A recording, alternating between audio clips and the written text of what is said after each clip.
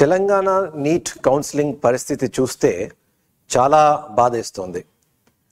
ఒక అడుగు ముందుకు వేస్తే 2 అడుగులు వెనక్కి పడుతున్నాయి. అండ్ ఎక్కడికి వెళ్తోంది, ఏమవుతోంది అన్న దాని మీద అసలు ఏమీ క్లారిటీ లేకుండా ఉంది. ఒకవైపు ఒక 4 గవర్నమెంట్ కాలేజెస్కి పర్మిషన్ వచ్చిందని సంతోషపడాలో, అసలు కౌన్సిలింగ్ ఎటు ముందుకు సాగట్లేదని బాధపడాలో అర్థం కాకుండా ఉన్నది. అయితే ఇన్ దిస్ హోల్ సినారియో అసలు డెసిషన్ మేకర్స్ ఎవరికి, అంటే ఇంపార్టెంట్ డెసిషన్ మేకర్స్కి ఎవరికి ఇది అసలు పట్టినట్టు కనిపించట్లేదు. హైకోర్టు జడ్జ్మెంట్ వచ్చి వారం రోజులు అయిపోయింది. అండ్ యాక్చువల్లీ ఈ జడ్జ్మెంట్ ముందరే ఈ జియో 33 ఏదైతే ఉందో, government had so much of time. ఎందుకంటే ఈసారి నీట్ మొదటి నుంచి డిలే అయింది బికాస్ ఆఫ్ సుప్రీంకోర్టు, ఈ అవకతవకలు, ఇవన్నీ, ఆ జడ్జ్మెంటు, ఆ టైము, చాలా టైం తీసుకుంది ఈ కౌన్సిలింగ్ వచ్చేంత వరకు.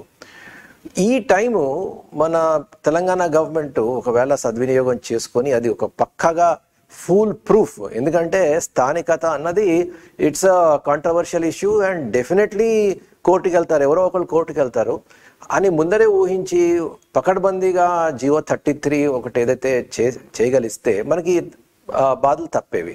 అది చేయలేదు. సరే, కోర్టుకి వెళ్ళింది, అది డ్రాగ్ ఆన్ అయింది.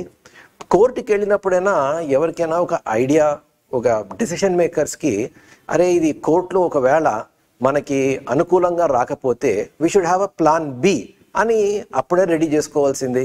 అది చేసుకోలేదు.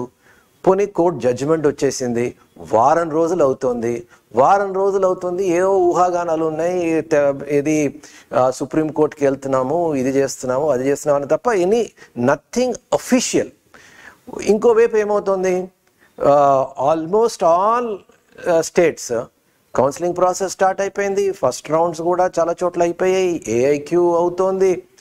అండ్ స్టూడెంట్స్కి ఎటు ఆల్రెడీ ఒక లాంగ్ ప్రాసెస్ ప్రిపేర్ అయ్యి కష్టపడి, ఆ తర్వాత ఈ నీట్ కాంట్రవర్సీలో దాంతో చాలా టైం స్పెండ్ చేసి చాలా ఫ్రస్ట్రేట్ అయ్యి ఈ స్టేజ్కి వచ్చిన తర్వాత కౌన్సిలింగ్ ముందుకు వెళ్ళక, మెరిట్ లిస్ట్ ఎప్పుడు వస్తుందో తెలియక, అకాడమిక్ షెడ్యూల్ ఎప్పుడు అవుతుందో తెలియక, తర్వాత ఈ ఏఐక్యూలో సీట్లు తెచ్చుకునే వాళ్ళు అక్కడికి వెళ్ళక, మనకి ఎందుకు స్టేట్లోనే వస్తుంది కదా, అక్కడ ఏమొస్తుందో తెలియక, వాళ్ళు ఏమి చేయక మనకి నష్టం వస్తుంది. ఆ తర్వాత బార్డర్లో ఉన్న స్టూడెంట్స్కి అయితే మరీ కష్టం. ఎందుకంటే ఈ సంవత్సరం lot of twists and turns మనకు ఉన్నాయి. 8 గవర్నమెంట్ కాలేజెస్ కొత్తగా వచ్చినా మల్లారెడ్డి డీమ్డ్ యూనివర్సిటీ అయిపోయింది కాబట్టి కొన్ని సీట్లు అక్కడికి వెళ్ళిపోయాయి. ఆ తర్వాత ఈసారి నీట్ మార్క్సే అడ్డగోలుగా వచ్చాయి. ఆ తర్వాత అందుకోసం కట్ ఆఫ్స్ పెరిగాయి. తర్వాత ఈ స్థానికత అంశము, ఎందుకంటే unless we know local non local ఎంత అవుతుందో అంటే తప్ప మనకి ఈ ఎగ్జాక్ట్గా కట్ ఆఫ్స్ అన్నది చెప్పడం కష్టము. అట్ బెస్ట్ మనం చేయగలిచింది it's only an estimate. So బార్డర్లో ఉన్న వాళ్ళకి ఏంటంటే అసలు ఈ నీట్ కోసం వెయిట్ చేయాలా, లేకపోతే మళ్ళా రిపీట్ చేయాలా, లాంగ్ టర్మ్కి సీరియస్గా తీసుకోవాలా అన్నది ఒక పెద్ద క్వశ్చన్ మార్క్.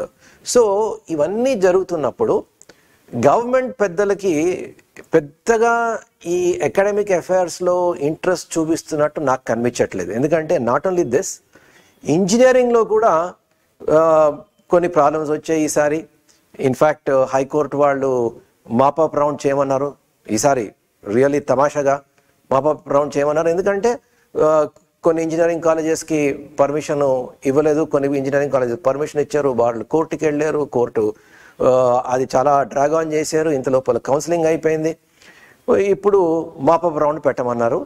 సరే, అక్కడ అట్లీస్ట్ ఇంజనీరింగ్లో ఏమైందంటే అకాడమిక్ షెడ్యూల్ స్టార్ట్ అయిపోయింది, ఎఫెక్టెడ్ పీపుల్ 100-200 ఉన్నారు. ఇక్కడైతే అసలు కౌన్సిలింగ్ ప్రాసెస్, మెడికల్ అయితే కౌన్సిలింగ్ ప్రాసెసే ముందుకు వెళ్ళలేదు.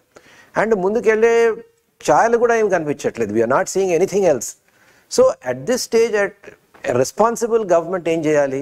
ఇంతమంది స్టేక్ హోల్డర్స్ ఉన్నారు, కష్టపడి చదివిన పిల్లలు ఉన్నారు, ఎన్నో ఆశలు పెట్టుకున్న పేరెంట్స్ ఉన్నారు.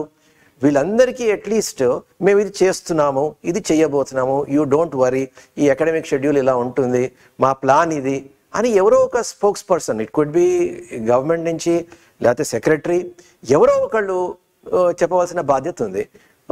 అటు హెల్త్ మినిస్టర్ పట్టించుకోవట్లేదు, ఇటు సెక్రటరీ పట్టించుకోవట్లేదు, ఎవరు అసలు వెళ్ళట్లేదు. అలాగే మీడియా కూడా నోబడీ ఈస్ బాదర్డ్.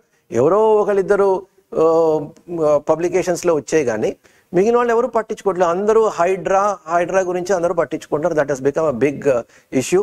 ఇంకా ఏ అదర్ ఇష్యూ లేనట్టు నడుస్తుంది. సో అట్ దిస్ స్టేజ్ ఎవరో పట్టినప్పుడు ఇంపార్టెంట్ స్టేక్ హోల్డర్స్ ఇక్కడ ఎవరు? Students, parents.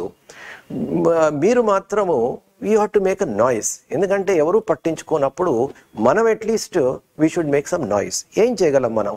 ఒకటి, రిప్రజెంటేషన్, పేరెంట్స్ రిప్రజెంటేషన్ అయితే ఇవ్వాలి. ఎవరికి ఇవ్వాలి? హెల్త్ మినిస్టర్కి ఇవ్వాలి, సెక్రటరీ హెల్త్కి ఇవ్వాలి, సాధ్యమైతే చీఫ్ మినిస్టర్కి ఇవ్వాలి. తర్వాత మీ లోకల్ రిప్రజెంటేటివ్స్, ఎమ్మెల్యేస్ కానీ ఎంపీస్ కానీ, whoever is the local representative, వాళ్ళకి ఇవ్వాలి.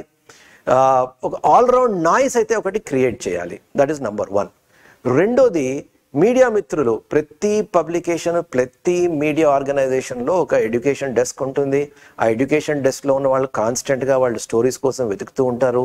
You just have to go and as a parent కానీ యాజ్ అ స్టూడెంట్ కానీ what are you experiencing, what is your problem అన్నది వాళ్ళకి ఎక్స్ప్లెయిన్ చేయాలి. ఓ 2-3 పేరెంట్స్ కలిసేనా ఒక పబ్లికేషన్కి వెళ్ళి వాళ్ళ ద్వారా అయినా అట్లీస్ట్ సమ్ నాయిస్ మీడియాలో క్రియేట్ చేస్తే at least people will start taking it seriously. మూడోది, ట్విట్టర్. సోషల్ మీడియా అన్నది చాలా చాలా powerful instrument.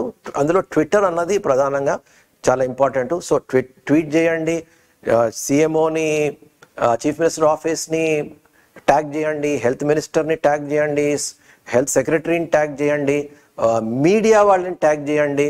So that people know. And అందరూ కలిసి చేయాలి, ఒకళ్ళిద్దరు కాదు. Everybody should make this noise.